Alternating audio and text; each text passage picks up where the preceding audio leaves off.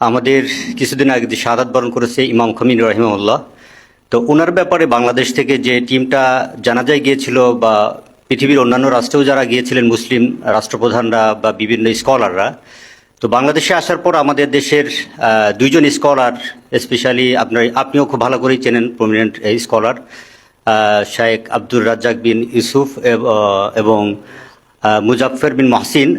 বিশেষ করে মুজাফফর বিন মহসিন বলেছেন যে যারা এই জানাজায় গিয়েছে তাদেরকে আবারও কালেমা পড়ে মুসলিম হতে হবে। যে আসলে শিয়ারা কি অমুসলিম, বা এই যে যে কথাগুলো বললেন এটা যুক্তিগত, এবং সাধারণ মানুষ কিন্তু মনে করছে যে অনেক সময় যে এই ধরনের স্কলাররা এটা কথা বলা মানে নিঃসন্দেহে তাহলে এর ভিতরে কোনো একটা বিষয় আছে। এটা একটু ক্লিয়ার করবেন প্লিজ। Thank you. আপনারা কেন খমিনির জানাজায় যেতে হবে? আপনারা কি এতই দেউলিয়া হয়ে গেছে? রাজনীতি করতে করতে এতই নিঃস্ব হয়ে গেছে? খমিনির জানাজা আপনাকে পাঠাতে হবে? স্পিকারকে পাঠাইছে, এটাও অন্যায় করেছে। স্পিকার মুসলিম একজন, কখনো কাফের মুশরিকদের খারাপ, ইহুদি খ্রিস্টানদের চেয়েও বেশি খারাপ এরকম জঘন্য জাতের কাছে জানাজা পড়ার জন্য যাওয়ার কোনো অধিকার নাই।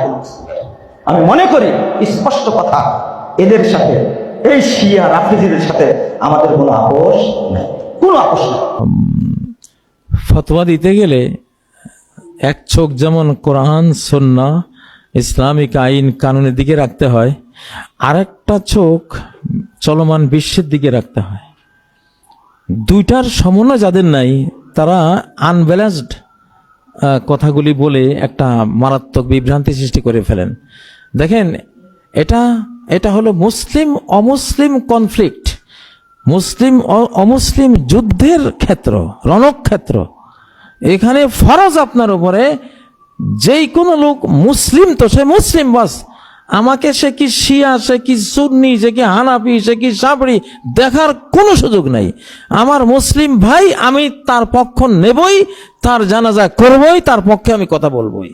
এটা হযরত মুআবিয়া আর হযরত আলীর দ্বন্দ্বের মধ্যে এই জিনিসটা ক্লিয়ার হয়েছে।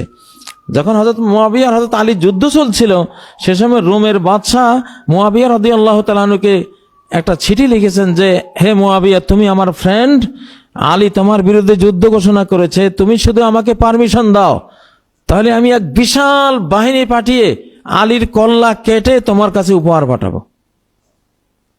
আজকের যদি আমাদের মতো মুসলিম হইতো, আমরা তো কি বলতাম, ভাই এতদিন বলিস নাই কেন, তুই কই আছিস ভাই, তাড়াতাড়ি কর, ঠিক না? আর হযরত মুআবিয়া কি বললেন? ইয়া কালবার রোম মা দুখুলুকা বাইনা ইখওয়াইনি তাশাজারা, ও রোমের কুত্তা, রোমের বাদশারে বলতেছে, ও রোমের কুত্তা, দুই মুসলিম ভাই আমরা ঝগড়া করছি, আমাদের দুই ভাইয়ের মাঝে তোর এই অনধিকার প্রবেশ করার সাহস করতে এলো। যদি তুই আর একটা কথা বলিস তাহলে আমি একটা বাহিনী প্রেরণ করব, যারা এক মাথা থাকবে আমার কাছে, আরেক মাথা যাবে তোর রাজধানীতে, তোর কল্লা কেটে আমার ভাই আলীকে আমি উপহার পাঠাবো। এটা হলো মুসলিম রাজনীতি। আপনারা দুনিয়ার নিকৃষ্টতম বেঈমানরা একজন মুসলিম ইমামকে হত্যা করছে, আবার তিনি নবী বংশীয় এবং বর্ষিয়ান নেতা।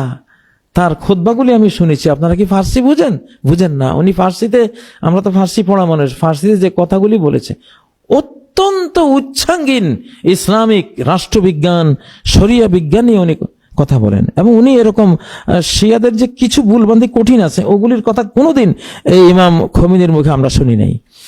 সে যাই হোক, ওগুলি এখানে এইসব প্রসঙ্গ আসতেই পারে না। যখন সাদ্দামকে মারবে গোটা পৃথিবীর বেঈমানরা, সাদ্দাম যাই হোক আমরা সাদ্দামের পার্টি। যখন খমিনিকে মারবে গোটা পৃথিবীর বেঈমানরা, আমরা খমিনির পার্টি। উনি কি হয় হন, ওনার ওগুলি আল্লাহ দেখবেন, ওগুলি আমাদের দেখার বিষয় না।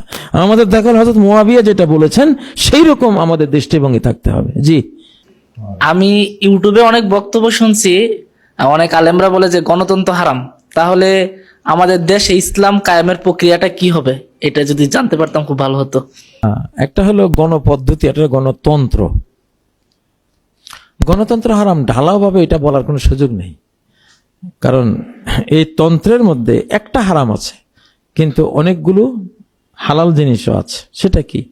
যে সরকার জুলুম করলে তাকে একেবারে ক্ষমতাচ্যুত করার একটা সিস্টেম গণতান্ত্রিক পদ্ধতিতে আছে। গণমানুষের অভ্যুত্থান, তাদের বিপ্লব, ইনকিলাবের মাধ্যমে এটা করা যায়। আচ্ছা, এই একটা ভালো আছে। আর একটা হলো এটা গণতন্ত্র আসলে নেতা নির্বাচনের স্বাধীনতা। আপনি আপনার মতো করে আপনার যে নেতা পছন্দ করেন আপনি তাকে বাছাই করে নির্বাচিত করে আপনি আনতে পাচ্ছেন।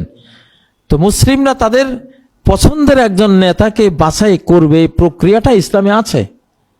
এটা একটা বৈধ প্রক্রিয়া, এটা বৈধ, এটা একটা সৌন্দর্য আছে।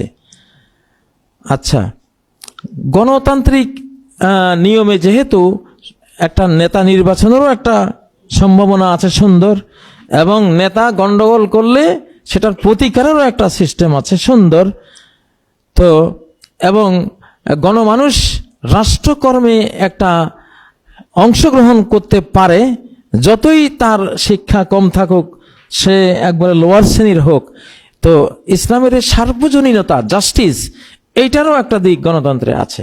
গণতন্ত্রের যেটা শিরক সেটা হলো যদি আপনি নেতা নির্বাচনের গণতন্ত্র না করে নীতি নির্বাচনের গণতন্ত্র করেন, আর সেই নীতিতে যদি কোরআন সুন্নাহ ইসলামিক সিস্টেমের বাইরে কোনো তন্ত্রমন্ত্রকে নিয়ে আসেন, সেইটা হলো শিরক। তো আমাদের বাংলাদেশে ইসলামিস্টরা যেই নির্বাচনগুলি করে, এখানে তো তারা নীতি নির্বাচনের গণতন্ত্র করে না, নেতা নির্বাচনের গণতন্ত্র করে, ঠিক না? ইসলামিস্ট বা যারা খেলাফত চায়, যারা ইসলামকে, তারা কি তাদের নীতি কি? ইসলাম, তাদের নীতি ইসলাম। আর আরেকটা কথা হলো, সাহাবায়ে কেরাম রাষ্ট্র পরিচালনাকে দুনিয়া মনে করতেন, দিন মনে করতেন না। এটা সাহাবীদের একটা বিখ্যাত উক্তি আছে হযরত আবু বকর রাদিয়াল্লাহু আনহুর খেলাফতকালে, রাদিয়াহু রাসূলুল্লাহ সাল্লাল্লাহু আলাইহি ওয়াসাল্লাম লিদীনিনা আফালা নারদাহু লিদুনিয়ানা। আবু বকরকে কেন খলিফা নিয়োগ করব না? তাকে তো আল্লাহ নবী সাল্লাল্লাহু আলাইহি ওয়াসাল্লাম বেঁচে থাকতে আমাদের দ্বীনের জন্য ইমাম বানিয়েছেন। দ্বীনের ইমাম বানিয়েছেন কোথায়? নামাজের ইমামতিতে। আবু বকরকে দিয়ে তিনি নামাজ পড়িয়েছেন, নিজে ইক্তেদা করেছেন। তাহলে